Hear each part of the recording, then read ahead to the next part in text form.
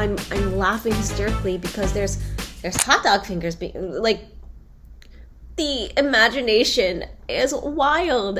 Just like Claire from Modern Family. That's how much I love it. I want to scare people and all of that. I've really been getting into game nights. So Rumor Cube is one of them, but I really just want more people to play Mahjong with. And then I was able to visit Zhangjiajie, the other touristic mountains where Avatar was filmed. My name's Amanda Zhou, and today I'm answering some questions so you get to know me better.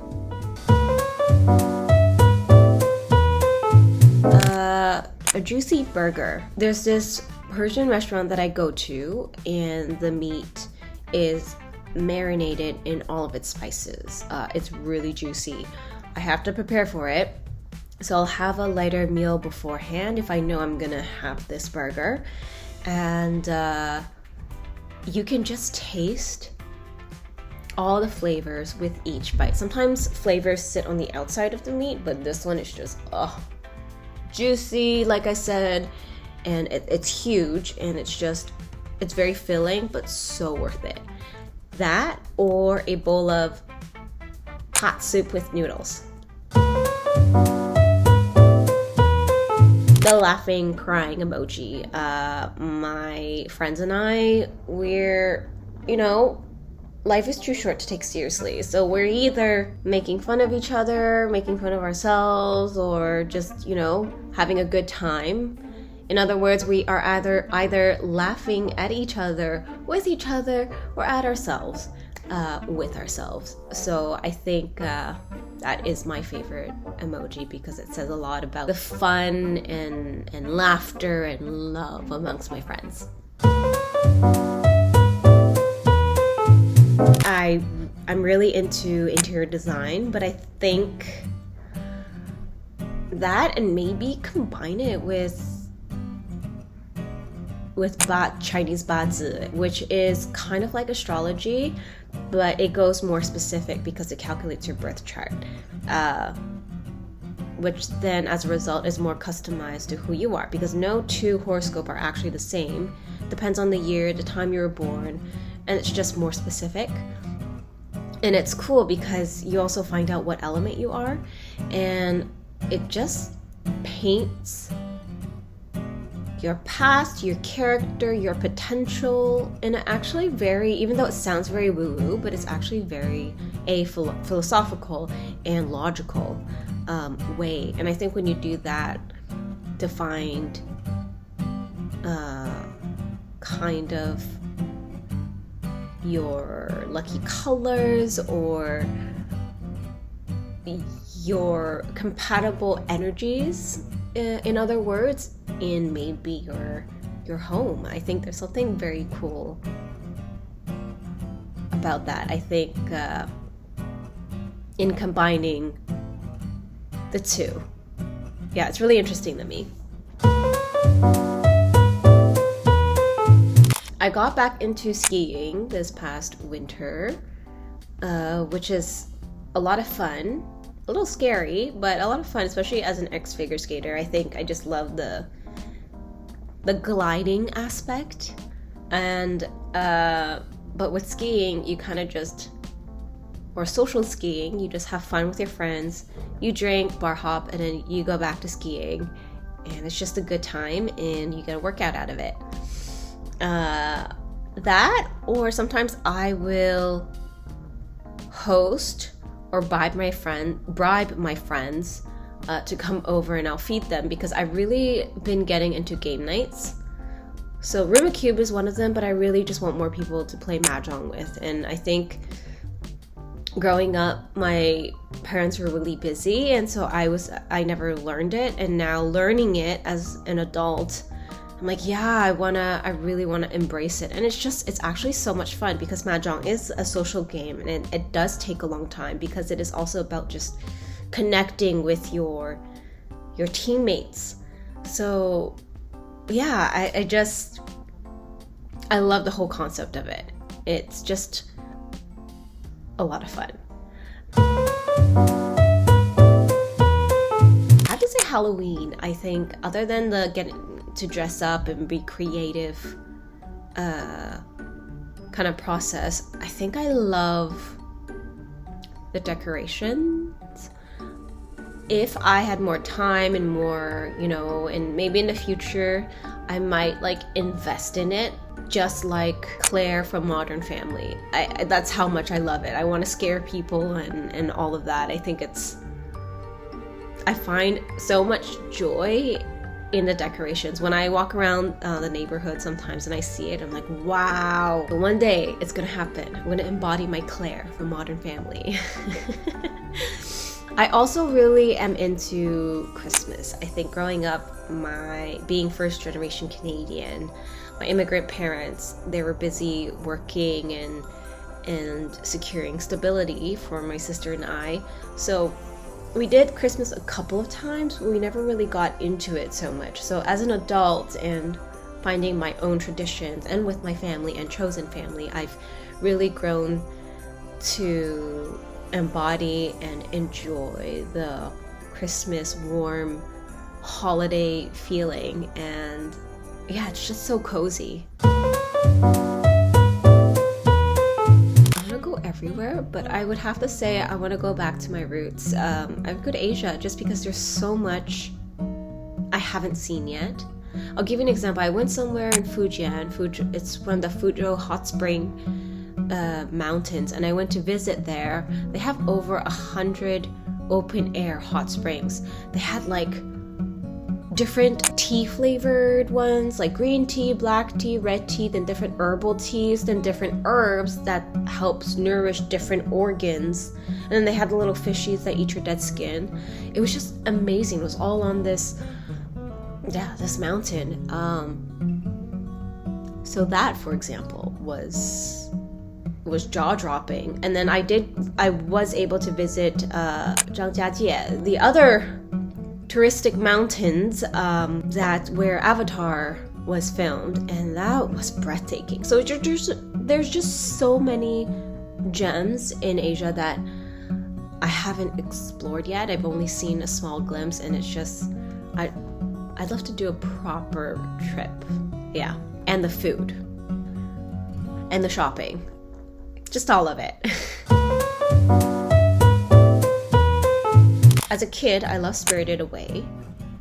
I really believe in spirits and have had a fascination in them. And so I think with that film, it really brought or made the imagination and that world very realistic for me as a kid. In adolescent years, my sister introduced me to The Legend of 1900 with Tim Roth. I think that I resonated with that film because, well, first of all, it's about this boy who was born on a ship and never set foot off the ship. He learned to become the best pianist in the world. Simply by watching and listening, and he's this prodigy, and the whole kind of objective or pendulum was, is he ever going to get off? And he falls in love. Is he going to get off for the woman that he's in love with and go after her and share his talent with the world, what I think I resonated with it because of the talent this character embodied, especially having grown up in a musical family. My grandmother was a famous star back in the Shanghai era in 1930s, and she was a singer, dancer, and an actor. Something that's so close yet so far because it's through the medium of film, and I think just being curious about the whole musical world because I have that connection to my grandmother. And then growing up, last but not least, I think most recently the one that was like, oh my god, this is so cool and exciting and just something new, yet touches people's heart and has so much has so much warmth is Everything Everywhere All at Once, because despite how chaotic and hilarious it is, I mean, the hot dog fingers, for example, like one minute they're talking about, you know, connection and I'm crying, and the next minute I'm laughing hysterically because there's hot dog fingers being like, the imagination is wild and done so well while still maintaining the follow through of family dynamics. So I think that one really spoke to me as well. My aunt, who became a Buddhist, she told me an advice. She said, there's always someone better than you and there's always someone worse than you. So shut your mouth up and keep your nose down is basically what the whole message is. And despite all of that, and I'm probably paraphrasing it because it was a while ago, but the meaning of it never left me. And basically it's about maintaining balance. So, you know, when you are doing so well, how do you handle that with grace? How do you handle not doing so well with grace? And it's just about staying grounded and finding your center. So it's a very powerful message.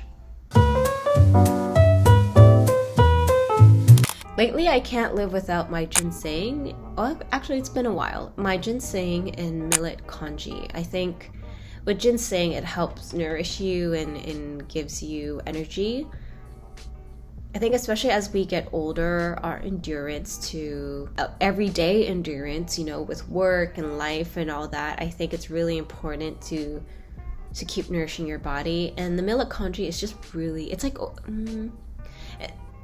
it's a bit like oatmeal, but it's just very nourishing for your spleen. And it just helps you absorb things better and digest better. And so those are two things. If I'm traveling, I would pack some ginseng at least, because, you know, millet congee, I would need a kitchen and stuff, and that would be a little harder to pack and make. But if I am going somewhere for work, like for example, when I was filming Avatar, it was in Vancouver and we had a kitchen, so I would bring, and there was a TNT as well, so I could have just bought, but I brought some from home and I would just bring my millet and I would cook millet congee. So yeah.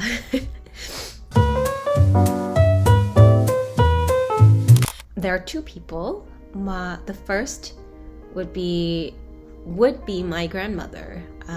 It would be so cool to hear about her life through her voice and in person. I want to know, back in the day, it's not just my family, it was common, like people would get sold off, and including my grandmother. I want to know what that was like, and her romances and her singing and all of that. It's just very inspiring, and it's hard to explain. I feel, you know, when they say like family trauma that kind of continues in generations, like sometimes you can't really put words into it, but you feel it. And I feel like I feel her, and I just want to have that conversation with her where it could be very cathartic and emotional and inspiring and just everything. So I would have a conversation with her. And the next person would be, I have to say, I would love to have another meal with my late mother. Yeah.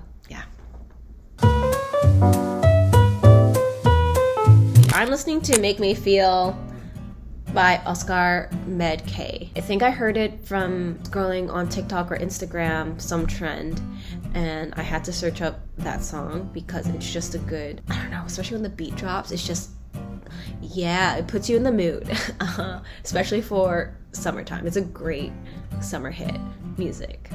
Yeah, I listen to that on repeat quite often. Obsessed. Well, you guys can also catch me on, I just finished filming a Hallmark Christmas feel-good crime series TV show. You can catch me in a couple episodes where my character, I can't give anything away, but my character is part of the whole crime that's happening. So you can catch me on that. It's super fun, and I had a great time filming that. And of course, you guys can catch me in The Last Airbender Season 2. I can't wait for you guys to meet Judy. Thanks for having me.